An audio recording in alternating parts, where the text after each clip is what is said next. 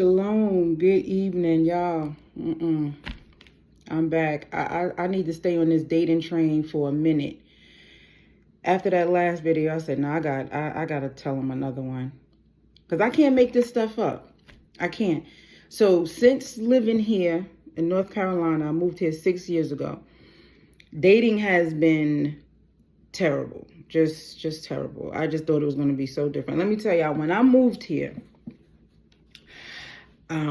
I had this whole notion that I was gonna, now, this is funny, because I don't use the N-word, right? That's just not my vocabulary. I don't use the N-word. But when I was up north, I said to myself, I'm gonna move down south and I'm gonna get me a big black N-word. Why? That's discriminatory. I shouldn't have never said that. But I did. That's how I was thinking. So for all of y'all that live in the South, that's my ignorance from living up north. We think there's big black N-words down here. And that's wrong. But anyway, I told you I was going to be transparent and real and raw. Uncut, unedited. It is what it is. So that was my mindset. I was going to come down here. I was going to get me one of them. Yeah, I was going to get me one of them and get married. Because I'm like, yeah, they want to settle down here. They like being married and they got good home training.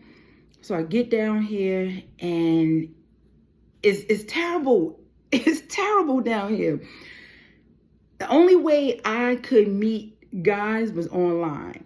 Like for some reason in this, well, I'm going to say where I am. I'm not going to say the whole South, but where I am in North Carolina, Durham, Burlington, Greensboro area, they don't approach you. Now up north, guys approach you. Hey, Ma, how you doing? What's your name? You from around here?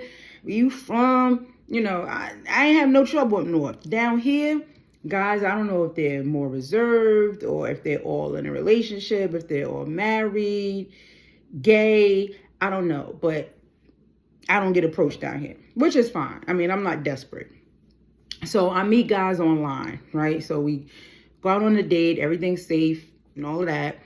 And I haven't met any like creeps or jerks or anything like that. Mostly we just weren't compatible. So, and that's fine too. So there's one guy I went out with. As y'all said, I had to unwind for this story. So the one guy I went out with, we met at a bar and we're sitting at the bar. So we're talking. Now, I try to give people the benefit of the doubt. Maybe your pictures aren't, you know, some people look better in person. Some people look better in their pictures. He was one of the guys that looked better in his pictures. Because when I saw him in person, I was like, okay, but I'm here, so I'm gonna make the best of it. So I meet him, greet each other with a little hug, and we go to the bar. We sit at the bar. So now we're talking, making conversation, getting to know each other. So I order a drink. He orders a beer. So I get my little drink, you know, and I'm cute. And I'm, oh yeah, so, you know, where you from? And were you born and raised here? And all that stuff. And I don't like this. I don't like that kind. So are you raised here? So he's talking to me. He's drinking his beer. I'm drinking my little dainty drink. And he's done. He's done with his beer. So he waves over the bartender. He's like, another one. So he gets another beer and I'm still sipping my drink. And we're still talking. He's guzzling them back. So another one. So I'm watching, I'm like, that's 3 beers. I'm barely finished my first drink. And I mean, I could have finished it and got another one, but I'm not in a rush. So he waves over the bartender. Bartender's name was Stephanie. No, Vanessa. Her name was Vanessa. And because I always get people's names, especially when they're in customer service. So her name was Vanessa. So he waves her over again. This is like his fifth beer. He's taking him back. I don't know what kind of beer this was, but he's taking him back, taking him back, taking him back. And we're talking now. At this point, I'm getting like turned off, completely disgusted. Like, why are you drinking like a fish? So I'm totally disgusted. And we ordered like bar food, wings, whatever. So we're eating, still talking. I don't even remember anything to tell you about this guy. I just know that this was a jerk that I met. And he was probably like the first and only jerk. Like, I can honestly say he was a jerk. He was a real ass. So I counted, by the end of the night, he had 10 beers.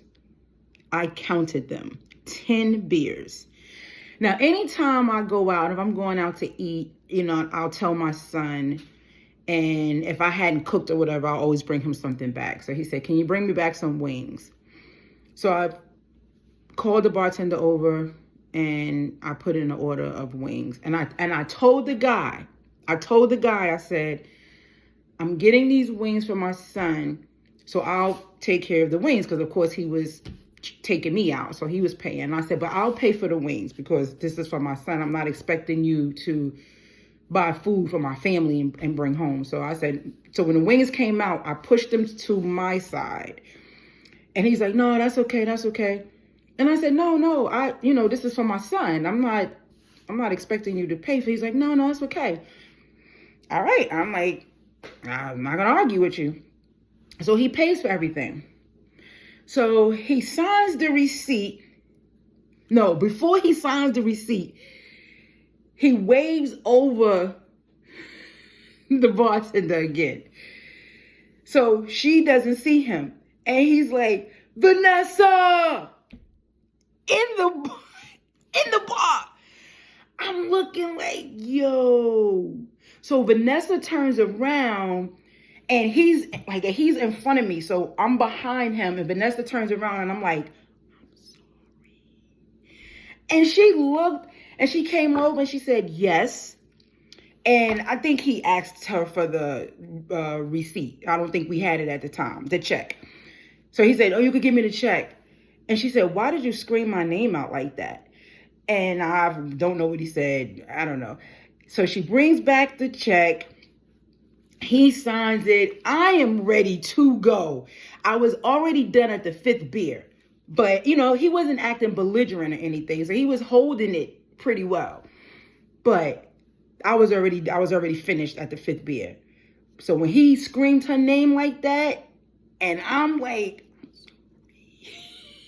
because I don't know what's happening with him. He takes the receipt, the check or whatever. He signs it. So, you know, in the back of the bar, they have the wine glasses, you know, all washed and displayed. He balls up the thing like this and he throws it behind the bar and makes it into one of the glasses. Yep. I got up. I was like, yeah, it's getting late. I'm about to, you know, I mean, it was time to go anyway because he signed, we got the bill or whatever. But it was no, I don't need you to walk me to my car. I don't need you to see me off. I don't need you to do any of that. I need to get out of here. So I get to my car and he's like, text me, you know, let me know when you get home. Whenever I have a date that's bad, I do let the guy know that I'm home, but that's it. I say home. H-O-M-E, sin. That's it. No, I'm home, made it home, got home. No, it's home, block. Home, then block after that. So I did that. But I didn't block him. I must have forgot because he texted me the next day. So he said, had a great time with you last night. Hope to see you again. I texted back, yeah, I had a good time because I did enjoy being out. So I was like, yeah, I had a good time. I enjoyed being out. But there was no chemistry there, so I don't think we'll be going on a second date. But I wish you all the best. And he said, chemistry, and this is how I'm reading it. Chemistry, I wasn't expecting to have chemistry with you on the first date, but I also wasn't expecting to pay for your son's wings either. I went in after that. What do you mean? I said, first of all, I absolutely look for chemistry on a first date because that is the purpose of going out on a date, to see if there's chemistry. So the fact that you weren't, like, what did you think this was? I'm not dating for fun. So that was the first thing. And the second thing I said, and furthermore, I never asked you to pay for my son's wings. So we were going back and forth. I said, listen, I'm too classy. I'm too sophisticated. I said, that is ratchet and it's ghetto.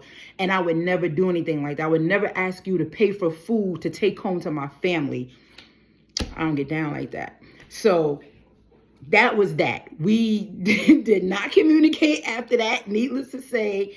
And that was the worst date I've had since being in North Carolina. Now, I've met some other guys, but like I said, it just wasn't any chemistry. You know, they were decent guys. They weren't disrespectful. They weren't jerks. They weren't rude. It was just, I'm not really feeling them. But that was horrible. So if you live in North Carolina in the Durham, Greensboro, Burlington area, what is up with the dating? Like, what do you, maybe it's this age bracket. Because I'm thinking at this old age, this should be different for us. Why is it like we in high school trying to get a date to the prom?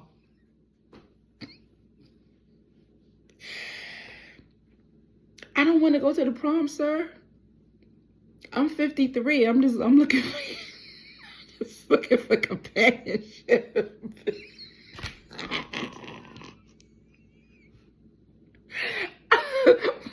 What do people look for at 53 in their 50s? I don't know.